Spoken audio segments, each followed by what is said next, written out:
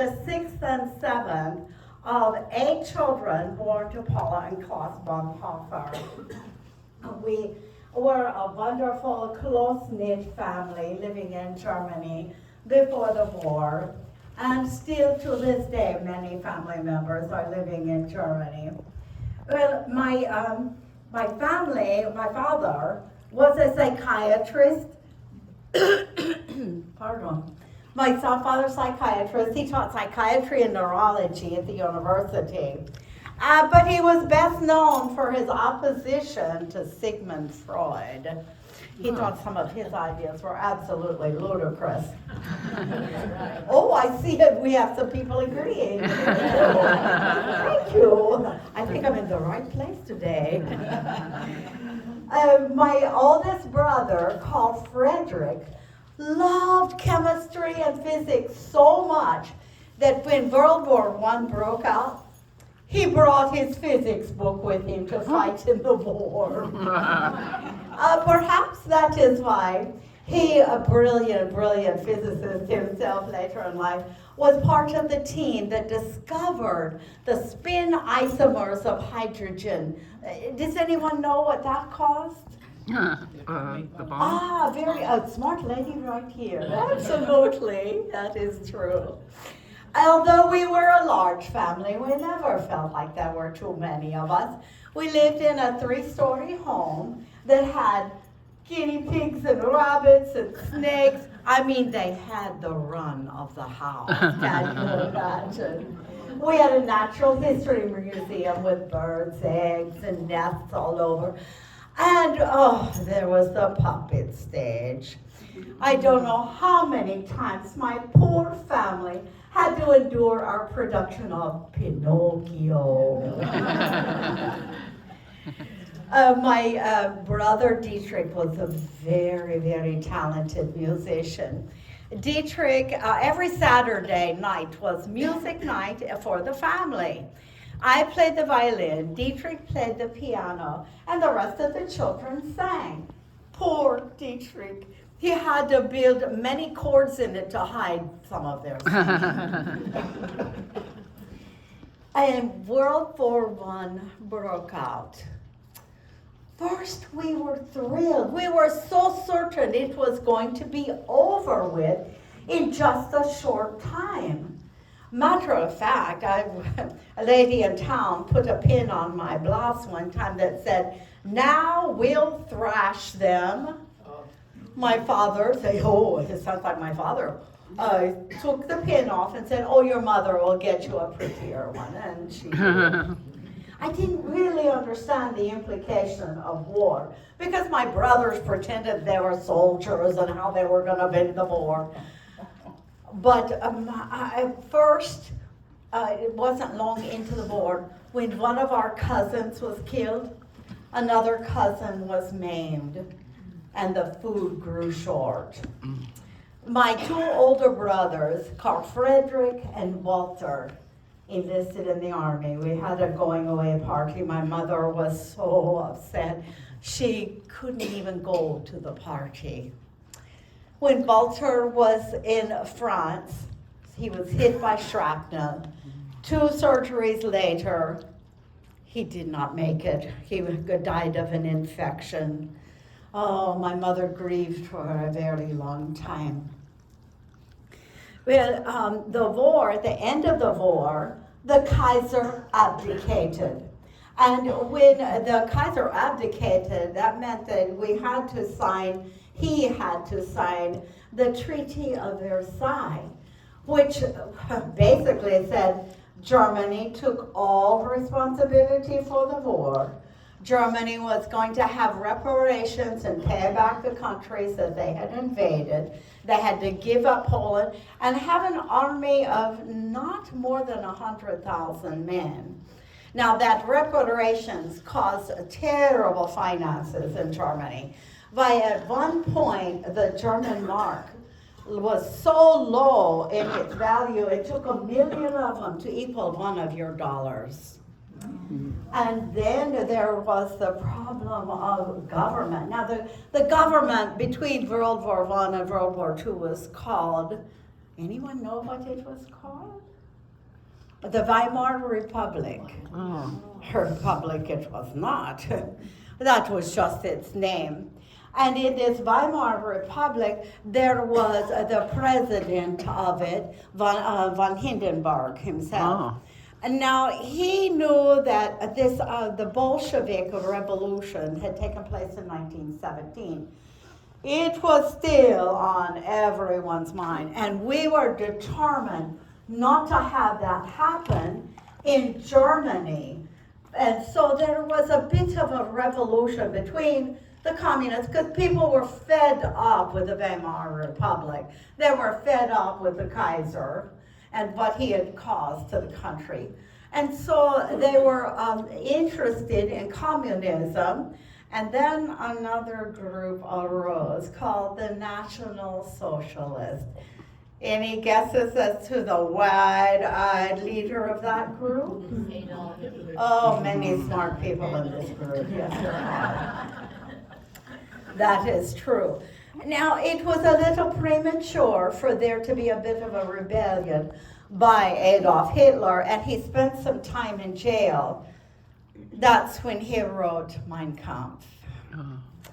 Afterwards, and there were two basic, the few communists, but a few Nazis in the Weimar Republic, in our seat of government. But Hitler knew that there were people opposed to him, the communists, and then there were others who wanted a free Germany. And he knew that they could not go together to oppose him, so he pitted them against each other. And in a flurry of propaganda, he won, and a majority of seats in the Republic ended up in our congressional seats there. Wow. A very scary time, because my brother Dietrich was totally opposed to Hitler's rise. My precious brother Dietrich had been invited after he graduated summa cum laude from college with his doctorate when he was 21 years old. Wow. Dietrich, brilliant man. And that very first summer after he graduated from college, he went to study in Rome. It was the first place that he got the idea that churches should be more of a brotherhood, a community. They didn't have to argue and fight with each other over doctrinal differences. They should fight together for the common good. That was a pretty strange way to look at religion at the time. But Dietrich, I believe, was way ahead of his time. Should have looked at life that way. He was asked to be a pastor of a German church in Spain, and he led children's services there. Dietrich always had a wonderful way with children. He gave that church off when he was invited to go to the United States to study in New York City at the Union Theological Seminary. Oh, he thought there was great community in the United States, but they lacked some basic knowledge. Actually, Dietrich loved going to the Negro churches over in Harlem. He loved that so much because of the music. Before he came back to Germany, he bought every album, a record album of Negro spirituals he could find. And he loved the people there. He always had such a love for people. More than once, he was kicked out of a diner because he brought a Negro in for a cup of coffee. Just a cup of coffee. He understood how racial prejudice is what led to abject poverty.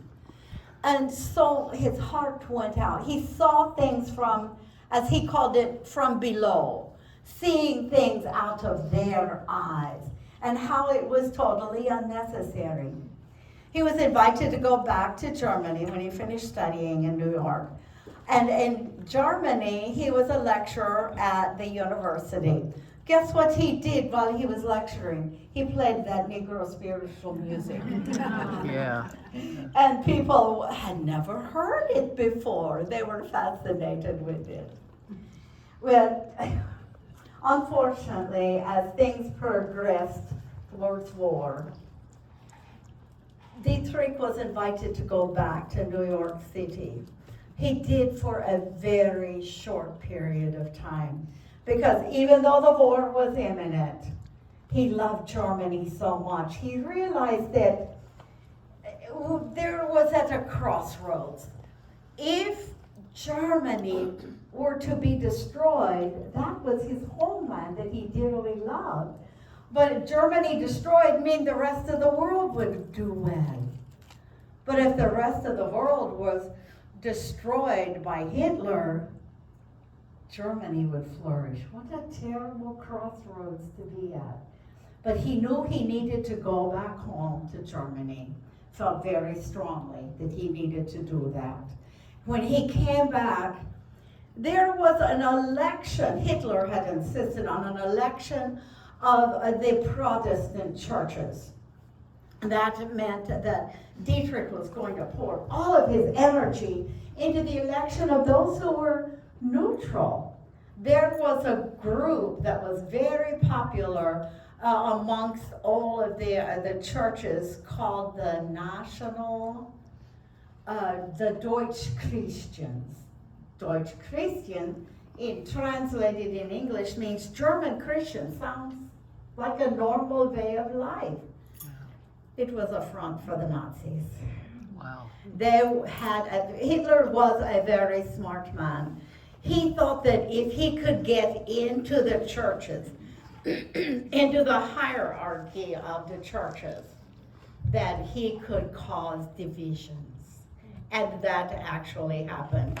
It was a rigged election, and the Deutsch Christians won most of the hierarchy seats.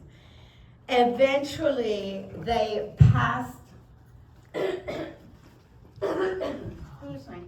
they passed something called the Aryan paragraph.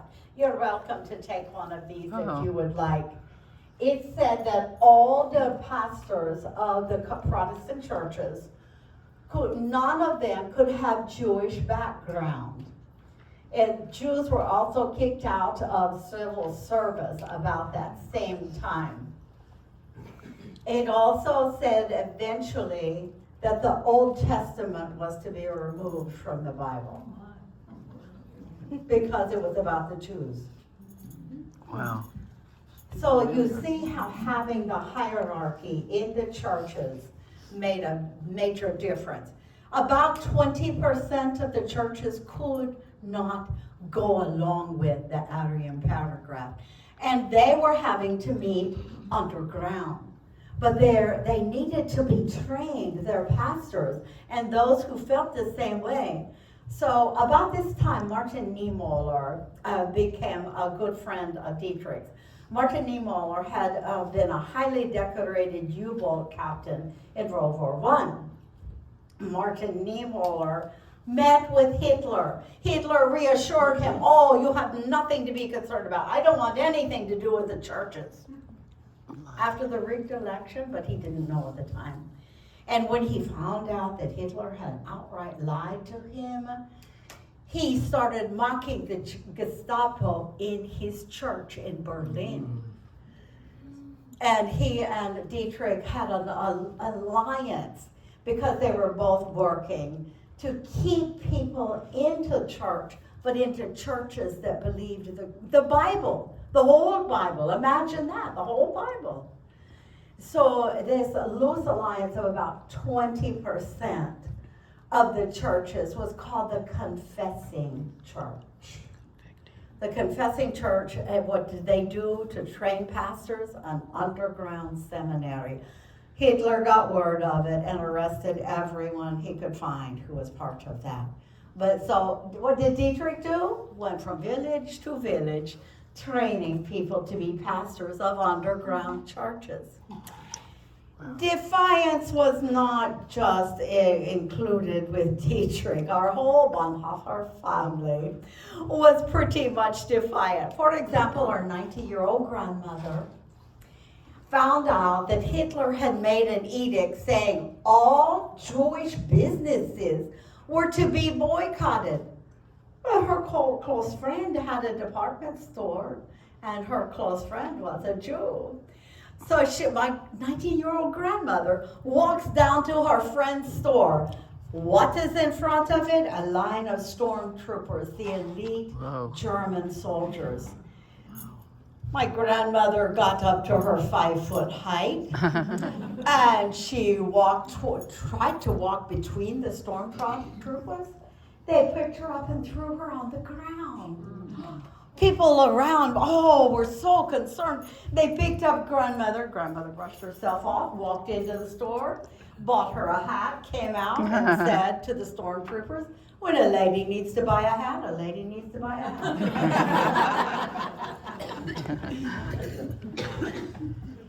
It was very expensive, of course, to be able to train these leaders for the underground churches, to the confessing churches. And so they would, many times they would go to Ruth von Kleitz-Retzold, who had a very large estate, and she was one of the benefactors. So Dietrich and some of these pastors being trained would stay there. Of course, Dietrich fell in love with her granddaughter, and they became engaged, Maria von Wedemeyer. Maria was 18 and Dietrich 36 at the time. But it paid off later in a wonderful, wonderful ways. Don't let me forget to tell you about Maria later. So Dietrich could have been conscripted into the army, but he was an avowed pacifist. He could never swear allegiance to Hitler at all. Our sister Christel was married to a man named Hans Donanier. Hans worked for the Abwehr. The Abwehr was something like your CIA, with foreign connections going in under Hitler, though. It was something of a spy network, but Hans brought Dietrich into the Abwehr because he had foreign connections to churches and thought this would help them to be able to go to different countries. The Abwehr was run by Admiral Canaris. Admiral Canaris hated Hitler. And Admiral Canaris and Dietrich and our brother-in-law Hans were part of a conspiracy trying to eliminate Hitler, or Uncle Rudy was his code name. Whenever Dietrich would go to foreign countries, he tried to get them to help the resistance. He tried to get them to be part of whatever would happen to Germany after the war. In England, they would have nothing to do with it. Dietrich also knew that my dear husband, Gerhard Liepolz, a lawyer in Poland and in Germany, he had German background, not just German, but Jewish German background. And he was about to be sent to a prison camp. Well, Dietrich had arranged for us to be able to go to Switzerland, supposedly on a holiday. That was how Dietrich worked in the Abwehr of getting people into Switzerland and then to other countries. And we eventually ended up in London. Well, that was how they were working in the Abwehr. But unfortunately, the Third Reich had I guess this group would be much like your FBI, done on a national level. And they didn't know why the Abwehr had to exist, so they decided they would try out their new spy program and investigate the offices of the Abwehr, where guess what turned up? Financial records that proved that Dietrich and our brother-in-law Hans were taking people from Germany into Switzerland. And they were arrested, Dietrich and Hans, put them at a prison for about 18 months. One of the guards there was very, very kind. He said to Dietrich that he could get him out and help him disappear, and the guard would disappear with him. Dietrich was afraid of the retribution that would happen to the rest of the family. Now remember Maria, who he was engaged to? Well, Dietrich was a prolific writer, and that guard helped smuggle his papers out of prison and to Maria. And Maria would bring information from those who were conspiring against Hitler and bring him in coded message. She would bring him books to read. How they would do it is you start from the back of the book, and the letters of the words would be lightly underlined, and you just read backwards. And that would tell what was happening. While Dietrich was in prison, there was an assassination attempt against Hitler.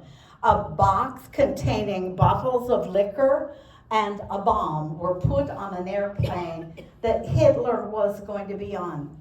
They had tested the bomb over and over, but when it went onto the airplane, it did not detonate. Can you imagine the suffering that would have been stopped just because of that? Well, another time, a briefcase was brought into a strategy meeting and put right beside Hitler. It had a bomb inside of it. Now, Dietrich knew all of these things because of the coded messages sent to him, and then he helped them figure out how to actually do these things. So, briefcase put right down by Hitler. The officer who brought it in, who hated Hitler too, who was part of the conspiracy, got a phone call, and he had to leave, supposedly because of the phone call. Just said someone else, oh, the major, he left his briefcase and moved it out of the way. A couple of people that were in the room died because the bomb did go off. Hitler just got scratches. He began to say, that he was immortal. Now, he may have said that, but he was furious. He made sure that every officer who was there that day, their offices were, even the walls were taken down.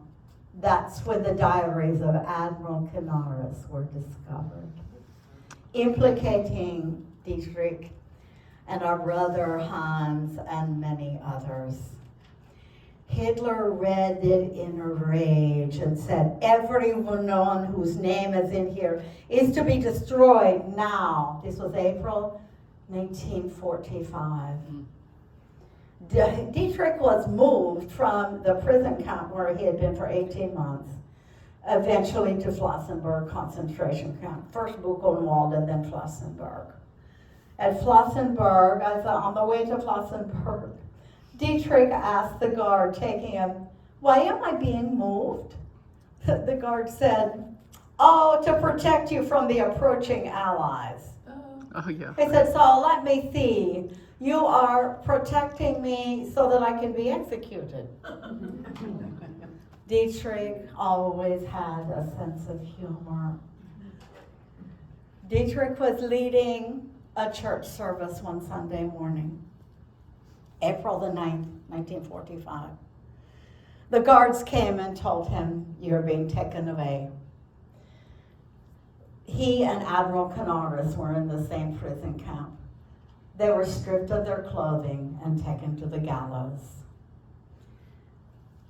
3 weeks before the Soviets came into Berlin, 1 month before the Germans gave up the war.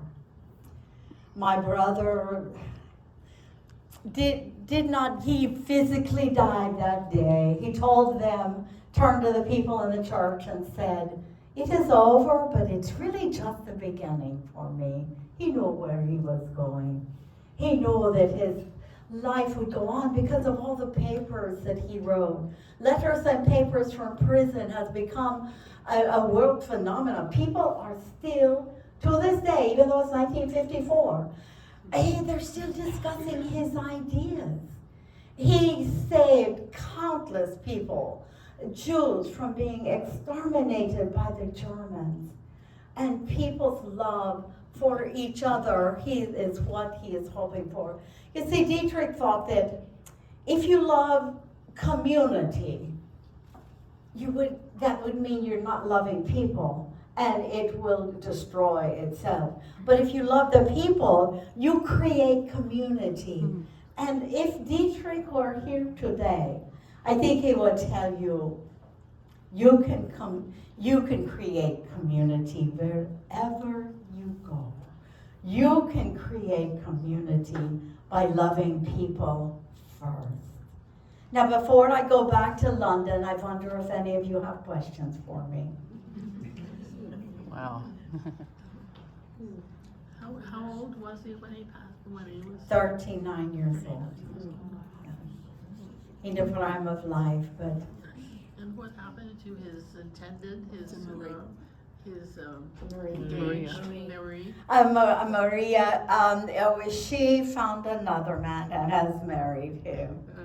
Now, my brother-in-law, Hans Denanier, he was executed the day before Dietrich. Now, another one of my sisters married a man who was executed in the concentration camp. My sister Crystal actually ended up in a concentration camp, but she survived. And my youngest sister, Suzanne, the baby of the family, and I married men who survived the war. Our parents survived the war. My grandmother died sometime during it. Not because of anything that the troops did, but she just died of old age. Did you stay in Germany, or did you? No, we left. When we left and went to Switzerland, we went then to London. And my husband is practicing as a lawyer in London. We have 2 daughters. They were very young. Funny story. So when we were leaving to go to Switzerland, we had to pass the border guards, right? I was afraid, how do you call this? I was afraid the 2 little girls would spill the beans. Yeah. So we said, oh, you need to pretend that you're asleep. You'll be in the back seat. Pretend you're asleep. So we spoke to the border guards. They let us go on. A few miles down the road, I turned around to tell the girls, you don't have to pretend anymore. They were sound asleep. Any other questions? Oh, you've been a wonderful audience. Thank you so much. Thank you.